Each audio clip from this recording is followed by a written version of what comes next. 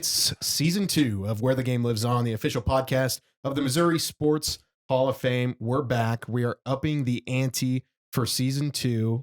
Higher stakes, bigger guests. Am I saying the right things? No?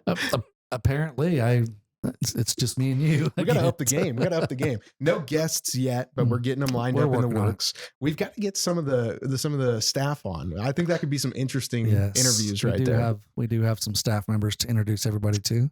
Absolutely. Anything exciting this past weekend with you? A lot of football. I actually had a really good football weekend in terms of watching. A Friday night got a dub. Bolivar beat Glendale for homecoming, and then Saturday, Florida State, of course, goes to overtime and wins at Death Valley for the first time in a decade, and then in overtime. And then Sunday, of course, the Colts outmanned outdoors in Baltimore in the rain, and get a W in overtime as well with a historical kicking performance from Matt Gay. So, official podcast in the Missouri Sports Hall of Fame, hosted by two guys who don't follow any Missouri sports. Two guys who have favorite teams that are... but anyway, is Clemson's kind of dynasty-ish thing over? It depends. I mean, everybody's, what have you done for me lately? And so they're 2-2, and everybody says they're done. And I think there's a lot of Clemson fatigue with people. You know, they've been so good for the last several years. And I think Dabo Swinney is a acquired taste. You either like him or you don't. A lot of people don't because they're not Clemson fans, and so a lot of people want to kick dirt on the Clemson dynasty, but they've got talent. So. Yeah, I think anybody who is opposed to a certain team, Bama, Kansas City Chiefs, they love to see the dynasty fall. I mean, the Chiefs lost week 1 to a good team, and they're like, "Is it over? Is it over?" Like, it's one game. Well, it's if they're not your team, then the team that's winning all the time, you don't like them, and so New England Patriots is a prime example. Absolutely. Tom Brady, the greatest ever, but I grew up a Colts fan, and so the Patriots were beating the Colts every year in the playoffs. I don't like New England. So, it's Duke basketball. It's the Yankees. It's, all absolutely the Chiefs. There's a lot of Chiefs. It comes with the territory, outside essentially. Missouri. So, yeah. I did the same thing. Spent the weekend watching a lot of football, keeping an eye on the fantasy teams. You're still undefeated in the fantasy league, the Hall of Fame Fantasy League. Sitting there on Sunday, of course, as I've said for the last 2 episodes, I don't watch anything live, which means I don't check my phone. I actually was headed home from church, and my phone beeped, and I looked down, and it was the Yahoo Fantasy notification saying that Lamar Jackson had just scored a touchdown, who's my quarterback. Well, he's also on the Ravens, who are playing the Colts in the game that I'm not wanting to know anything about. So I already know that Baltimore scored a touchdown. But anyway, I was wondering, I was watching Miami Dolphins put up 70 and knowing that I don't even know who the guy is, Mostert or whatever. Raheem Mostert. Knew he had it, that he was on my fantasy team, but I was sitting there thinking I had him on my bench. Well, I didn't. So I blew out the guy I was playing this week. There you go. Shout out to, was it Larry Fitzgerald? Is that one of our staff members, Jack Pitts, Itsy Pitsy Spider?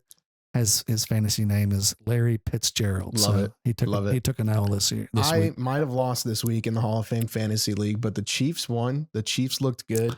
Everybody is blowing up right now. Yeah. They didn't even care about the win. No. Just the fact that Taylor Swift was there that it confirms her and Kelce are together. Yes. She was sitting with his mom, yada, yada. That was the biggest story of the entire weekend. Even in Missouri, it was Taylor Swift. I was laughing at all the, someone put out on Twitter, X, whatever. They put out a brief tutorial on what football was, and you get 4 downs and 10 yards. And there were all these Swifties that were responding, "What's a field goal? And do they have to run or can they pass?" So it was I saw a lot of the Swifties, the Swift Army saying like, "Oh, like she's too good for Travis Kelce." I'm like, I don't know. Like Travis Kelce's like, he's big time. Like he's one of the best tight ends to ever play the game. What are we talking about here? Well, it was cracking me up, of course, on the way out after the game.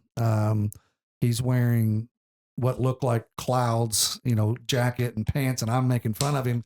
Come to find out, the guy's basically pulling a smooth move. He's wearing her line of clothing. Oh, really? It's called like bedroom painting something. It's from her line of clothes or something that has something to do with her. Didn't know that. And he was wearing like a $280 shirt and a pair of $300 pants, but it was from her collection. So I'm surprised with our generational move there, Travis. Yeah, for sure. I'm surprised with our generational gap.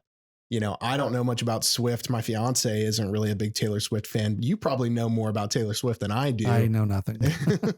I know that there's a song called 1989. That's about it. Okay. So. Okay. I just figured. I also know that there's all of this Taylor's version that's going on now goes back to her manager basically owning her catalog. And so she could not release her own music because it was owned, copyrighted by her manager. And there was a big legal battle on that. And so all of this stuff coming out now is her basically re-releasing the song and calling it something different. So that's why all of this lately is called Taylor's version, is because it's now she controls this new version. See, say what you want, but you do know you're a girl dad. You got it. I am a girl dad. You got to know it. But my daughter she's not a Swiftie. She's apparently, is there an Olivia Rodrigo or something? Yeah. She's a Netflix actress, I think. That's my daughter and her friends are into Olivia Rodrigo. Oh, so really? I don't know if they're rivals or not. I don't know. I'm a girl dad, but I'm an old girl dad. So. Yeah, I don't know what she's most known for. That's beyond my reach for sure. But yeah, that was the story of the weekend was Taylor Swift. And I guess they left the stadium and Kelce has a convertible Cutlass, so they're cruising around Kansas City. I was actually talking to a guy yesterday from Kansas City. He was down here on some business we were meeting about, and he was talking about how that they were driving around the plaza in Kansas City. Can you imagine being on the plaza shopping, just walking around, you got your Starbucks or whatever, and here comes a convertible Cutlass, and you look over and there's Travis Kelce and Taylor Swift. Yeah, the guy's got swag. Say what you want. Is there any truth to the rumors that this is all a marketing? I don't buy that. They're already talking about that, like her breakup songs and stuff. Which is funny. I did see something, AI or artificial intelligence. They asked AI to write the lyrics to the song, and it was pretty funny reading the would-be lyrics. So, well, anyway. we might revisit the topic. It's definitely a hot topic. Oh, by the way, right the Chiefs won. Oh yeah, the Chiefs won too. It looked pretty solid in the win. One thing we've got going on here at the Hall of Fame. Chiefs. Yeah, one thing we've got going on here at the Hall of Fame. Our social media bracket challenge. We're in the final four right now. Voting is live. If you're listening to this podcast on release, it's stayed pretty true. We've got 3 1 seeds and a 2 seed in the final four. You've got Stan Musial. Pretty standard. I mean, you go to the final four that you usually got some 1s and a 2. So you've got Stan Musial, Ozzie Smith, Payne Stewart, and George Brett. All 1 seeds minus Lou Brock, who did get beat by Ozzie Smith in the Elite Eight. Who do you like? Who do you like to come out on top of this thing? Well, I liked from the very, very beginning was Stan Musial. And he, of course, is still alive. And I thought that Payne Stewart, I know you can't be a dark horse as a 1 seed, but he's not as prominent coming from golf instead of baseball or football or something. But I think we're headed towards a Payne Stewart versus Stan the Man final. But yeah, I don't know. I just think Payne Stewart, it's Musial too, but Payne Stewart has such just like a hollowed legacy that, it's like it's sacred to talk about him in some ways. I do think that if Ozzie was not facing Stan Musial, that he probably would come out of the other bracket. So I think Ozzie head to head against Payne would have been a good matchup. And I think Ozzie beats George Brett head to head, but Ozzie drew Stan Musial in the final four. So good luck to it'll be interesting. I'm not going to sell out on Ozzie. I mean, Musial is that's a clash of titans right there, but I could see Ozzie possibly swinging it. That's in my opinion, it's probably the 2 most popular Cardinals of all time. I mean, that's not an objective statement. It's totally subjective, but it's a pretty solid argument, I think. No doubt. And I mean, I think Ozzie won pretty handedly over Lou Brock, if I remember the voting correctly. We've had a couple really, really close ones. I saw where it was Norm Stewart faced George Brett. And I think that one decided 3-4 votes, maybe. It was so We are close. allowed to vote in this, by the way. And I did vote for Norm Stewart. I just felt like in terms of Missouri legends, Norm Stewart is about as big as they come. Yeah. And we've seen that in the comments, people talking about how Norm Stewart just, there's so much that goes into being a legend, right? Not just the wins and whatnot. People think he just exemplified Missouri sports. And I think that holds true for sure. We'll see. We want to definitely see what your all's input is on it. It'll be interesting. It's fun. It won't be the last bracket we have, as we've mentioned. We'll probably have some more some more interesting brackets that are maybe not so Hall of Fame specific per se, because we just love the debate and we love to talk about them.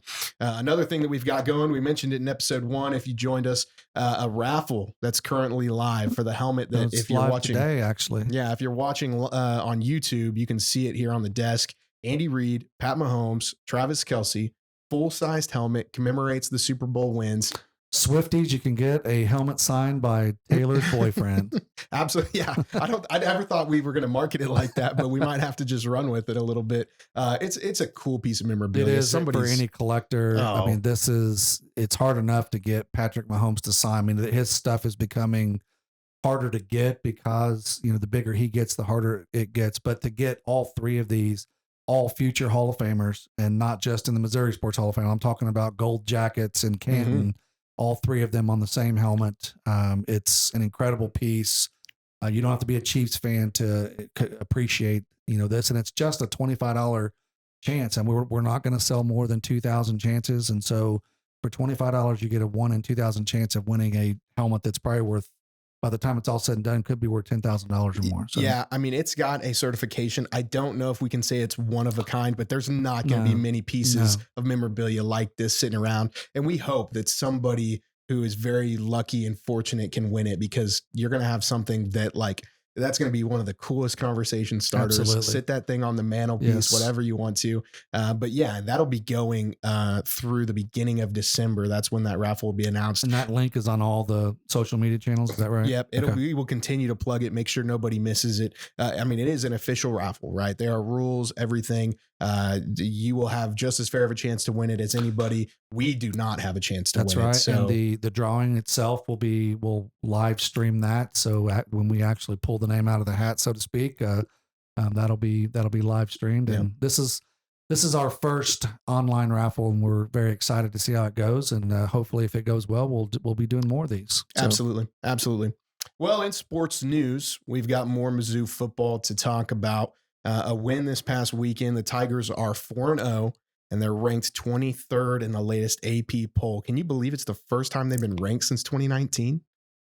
That is kind of surprising. It did kind of come as a surprise to me. I mean, I certainly didn't think that they were top 10, based on the last few years, but I figured that, maybe they were in that 21 to 25 range at some point. But they've handled their business. They haven't looked like world beaters, but they've done what they needed to do to.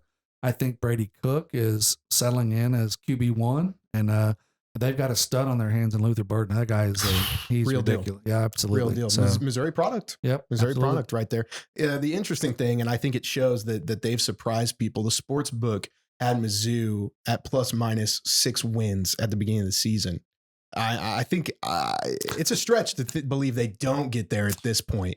I mean, 6 wins makes you bowl eligible. At this point, if you don't make a bowl, it's a massively disappointing season. But that's the line, right? You have to go 7+ to be and I think obviously their schedule is going to get harder. They're in the SEC. You've got LSU, you've got Georgia, you've got Florida. Have they played an SEC game yet? I don't believe so. I think conference play starts this week. That means they've got Vanderbilt ahead of them. So there's a W. That's their next game. Yeah. I mean, if you don't beat Vanderbilt, then you probably don't deserve to go to a bowl anyway. But Georgia is Georgia. You've got South Carolina, Kentucky. Either those could go either way. Both of those. They get South Carolina at home, I know, and they're at Kentucky. Kentucky's also undefeated right now, so that could be a matchup coming. But Florida is not the Florida of Tim Tebow, but they're not. They're on their way back up. They certainly handled a pretty solid Tennessee team, which is another team that comes to Faurot Field later in the season. So absolutely, the SEC East is, can you get a couple of wins out of there? Maybe. Then of course you got some SEC West teams to deal with as well. Yeah, so. I really like this team. I think that if you can, avoid penalties, limit the turnovers, they've got chances to win games. Obviously, you go to Georgia. That's one thing, but there's a lot of winnable games. South Carolina, not going to be an easy win, but that's a winnable game. And it's at home. Yeah, you got to handle your business at home. Also play LSU at home. That's going to be a tough one. LSU is tough. They're certainly headed back towards the top 5 or 10. So yeah, Yeah, but even with the tough road ahead, I think this is a team that can win 8, maybe even 9 games. I think it's possible. I'm not saying it's going to happen, but I don't think start with a 4-0 start to finish 4-4 in the SEC.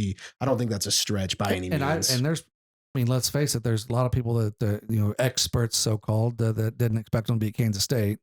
There were some that questioned whether they could beat Memphis in the Dome, but they are 4-0, and they may not have looked as good as they could have or should have or would have, but they're 4-0, and that's all you can ask for after 4 games. So. Did you see any highlights from the game in the Dome? I was actually switching back and forth between that game and Ohio State Notre Dame was on, and then it seemed like there was the end of the LSU Arkansas game. I was trying to flip back and forth because my game was over and I had already watched it. Yeah, I could actually watch some live TV, which was kind of cool. But so yeah, I was flipping back. It was the game was kind of hard to watch from a television perspective, just because the dome was kind of the turf or something. I don't know. It was kind of weird looking, but anyway, I mean I saw. Like I said, Luther Burden is a stud, and he made some catches when I was watching that were pretty impressive. That field is still used ever since the Rams have left, which is it's no jab to Missouri sports fans, but they've always felt some remorse for that. But the Battlehawks play there, so that facility is still in use. I don't know if you heard this. Can't remember where I read it. Mizzou had to pay Memphis to have, because that was a location change prior to the season. I think it was a home and away that they had put, and instead of playing in Memphis, they were like, hey, let's try to play this thing in the Dome. And I think they had to pay Memphis a little hefty chunk of change. Memphis probably said, yeah, we'll be happy to go to St. Louis, write the check for this amount. So yeah, exactly. But I think it's fitting. I mean, Columbia is 2-3 hours from St. Louis, and Memphis isn't that far. No, so I'm sure 55, I believe. Did you see their stands? Did they travel at all? Did Memphis travel? I didn't pay. No, I don't know about the stands, but Mizzou's not the only team though in college football here in the state. Missouri State, the Bears, new head coach. They got their first win this past weekend. Same thing. Right. I think that this team's got talent. They've got a new head coach. Shout out to JJ O'Neal, a local product with a pick 6 in the game. So, oh really? Yeah, I didn't see that. His dad Jason is with Fellowship of Christian Athletes, and so we're good friends with Jason, and saw JJ play at Rogersville locally, and he was a walk on this year. Actually got put on scholarship. One of those cool videos that you get to see where sweet. And then I believe he had a pick 6 in the game Saturday. So shout out to JJ. But it's interesting to me. I feel like Missouri State, an FCS school, Mizzou's an FBS school, but they both are in similar spots, right? Their road ahead doesn't get any easier. I mean, they're in one of the best conferences. 7 teams ranked in the Missouri Valley Conference currently. It is several. 1 and 2, I know. Yeah.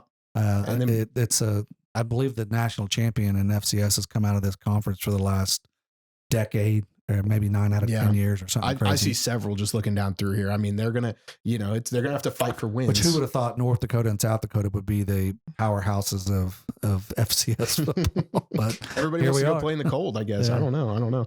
It'll be interesting though. Another interesting thing, Missouri State football wise, an alumni that's going into the Hall of Fame. Clay Harbor, he's going to be inducted October 18th. That's right. Yeah. So a guy that is an MSU product. Sometimes I still say SMS. I am kind of prone to that. But an MSU product who had some success in the league, and he's definitely getting the nod for induction. So congratulations to him. Absolutely. Had a outstanding. If I'm not mistaken, I believe he still is the career receiving leader at Missouri State. Even though he was a tight end. And so if I'm not mistaken, I believe he sets atop the record book for receiving yards here at Missouri State, and then went on and played some professional football. I believe he does some commentating or analyst or something for Chicago Bears. I know I see him on social media quite a bit, kind of talking about the Bears. So it sounds, I believe he's involved with them somehow, but excited about having him in town and inducting him. And if I don't watch it, but wasn't he on The Bachelor or something like that? Is that true? I don't know. I may have just started a nasty rumor, but I believe he was one of the bachelors. Not like the single guy, but like one of the 20. Oh, really? I think so. Interesting. Interesting. We might have to ask about that. Yeah, that we'll have to verify that. It may not. That may be totally wrong. Maybe. Started a totally. Well, it does say he is a TV personality, but that could be referring to the commentating aspect. I always enjoy it. It's one of the privileges we kind of get. The selection committee, you know, we get the list of people who are being inducted, and then you kind of get to connect with these people, see kind of what they're doing. Right. We talked about Chase Daniel on a recent episode who decided that he's going to move into the analyst field. You know, I always find it interesting. You know, there's life after football or whatever professional sport it may be, just to see, you know, where they go with it and stuff. But yeah, it's always fun to me being located in Springfield when we have the opportunity to induct somebody who's come through either from Springfield, come through Springfield, and then had success, you know, at the next level. Seth Wand is another one that played here locally at That's right. Springfield Catholic, played on their state championship team, and then Northwest Missouri State D2. One, I think, was on some national championship teams there, and more then than likely played like 8 years in the league, and so he's in Kansas City now, and he'll be inducted on October 18th as well. So a couple of former guys that made it to the league will be inducted in October. Yeah, some of those guys too, they're just like larger than life when you meet them. Just they're like, you see them on TV, you're used to it, right? You go to a game, you're sitting so far away, you can't really tell. But like when you're up next to these people, you're like, yeah, that dude is a professional athlete. You know, it's really cool. Really cool. We've got a question of the day today, getting back on the interesting topic of the Swift Kelce power couple. First of all, what are you calling that? I mean, you got all the famous names and stuff. What's their... So Travis, Taylor, I just kind of like, I mean, I know they call her T Swift, but I just like T Swift, you know, for Travis and Swift. I mean, I don't know. I don't know. That's not what I sit in bed late at night thinking about. Like, what is this? What is this? I literally just thought of it and it came out of my mouth. So anyway. Well, the question though is what is your favorite celeb couple? What's the biggest power celeb couple where we're going to put a little bit of an asterisk there? One of them needs to be, at least one needs to be a professional athlete. Okay. So obviously you can jump out recently. I mean, first of all, Derek Jeter had like 17 of these while he was playing. He dated every mildly attractive woman in New York, I believe. But personally, I'm going way back. I think the original power couple athlete involved is Joe DiMaggio and Marilyn Monroe. I mean, I think they actually were married for a period of time, but she was as iconic a quote unquote sex symbol as there's ever been. I mean, still you see her posters and stuff everywhere, but I would say Joe DiMaggio and Marilyn Monroe would be a solid choice. I'm trying to think of others. I mean, you had Tiger Woods and Lindsey Vonn, the skier, dated for a while. That's cool. I'll give you a modern day one, maybe a version of DiMaggio. Verlander and Kate Upton. Verlander and Kate Upton. That's you always see her sitting right behind the dugout, you know, and that's actually a very good one. But when they met, he signed a ball and like rolled it over the dugout to her and stuff. She's like the model, like Sports Illustrated swimsuit model. Yeah. I mean, she may not still do it, but that's where she kind of, that's an excellent one, actually. Yeah. You mentioned off camera before we started, Tom Brady and Gisele Bündchen were together for a while now. Obviously, they're apart now, but that would have been a solid choice, even though I don't really like Tom Brady. Yeah. As I've already mentioned. And, you know, I don't know if you say that one or not anymore. Obviously, they're no longer together. I would say the same thing about A-Rod and J-Lo, you know? I mean, I saw a clip somewhere recently where somebody had gotten close to Alex Rodriguez and asked him, they're like, man, how did you fumble that? Like, what happened there? I'm like, man, you got to have some gusto to ask that kind of question. My goodness. But yeah, it's always interesting, right? I mean, Taylor Swift, I don't think it matters what she does. It just boosts her. It boosts her marketability, anything, you know? It's crazy. The fact that you had normal parents that were like taking out second and third mortgages on houses just to buy tickets for their kids for her concerts. Yeah. I mean, she's selling out not like 10,000 seat arenas, but 100,000 seat stadiums, and tickets are going for $2,000, which is absurd. I mean, and people are paying it because they want their kid to go to just for the record, my kid's not going to Olivia Rodrigo for anywhere near that. Yeah, so. It's not happening. It's not happening. But I'm curious. We kind of joked about it. Who are we to say, right? Is it a ploy? Is it some sort of play or something if you're a conspiracy theorist, there's breakup song? There's a marketing genius involved where, I mean, we were talking earlier today at the hall here about the fact that Travis Kelce's jerseys, the price of his jerseys have shot up like 400%. Yeah, in the last couple of days, because of Taylor Swift. Obviously, anything she touches, I mean, it's going to be a future song, and it's supposedly this is some marketing ploy to get an untapped, whatever demographic follows Taylor Swift that doesn't follow football involved in football. Yeah, I think that's probably way tinfoil hat, but. I'm not buying it at all. You're talking about two people that don't need any marketing boost whatsoever. If it is, they're both marketing geniuses because it's working. So, but it's like you got the number one artist in the world mixed up with not only a professional athlete, but now the co-host of the number one sports podcast in the world. Yeah. I mean, they don't, you know what I mean? They're having I thought you were talking about Where the Game Lives On. No. Okay. No, Travis and Jason Kelce. I was gonna say we just spent half the episode talking about this, but yeah, no, it's like these two people don't need any help. No. They're just doing their own thing. And I just think it was honestly like a childish, little thing from Travis Kelce at the first. And maybe I'm reaching with that, but then it kind of developed into like, oh, is this a real thing? And next thing you know, she's hanging out with Mama Kelce dropping F-bombs in the suite at the Chiefs game. I was dumbfounded. I was dumbfounded by that whenever I saw the clips of it. I was just like, you've got to be kidding me. Yeah. Exciting times here at the Missouri Sports Hall of Fame. We've got a lot of things going on. Be sure to keep up with everything happening, whether it's raffles or brackets or our latest inductees. You can follow us across social media platforms. Those are linked in the podcast description below. We've got new episodes every Wednesday, as usual. You can find them on Apple Podcasts, Spotify. We also have a YouTube channel. Check it out if you want to watch our ugly faces. We've got faces for radio. That's why we're sticking a podcast. But we appreciate you joining us every time we get on here to talk a little Missouri sports. You got anything for the people, Byron? Nope. We'll see you next week. See you.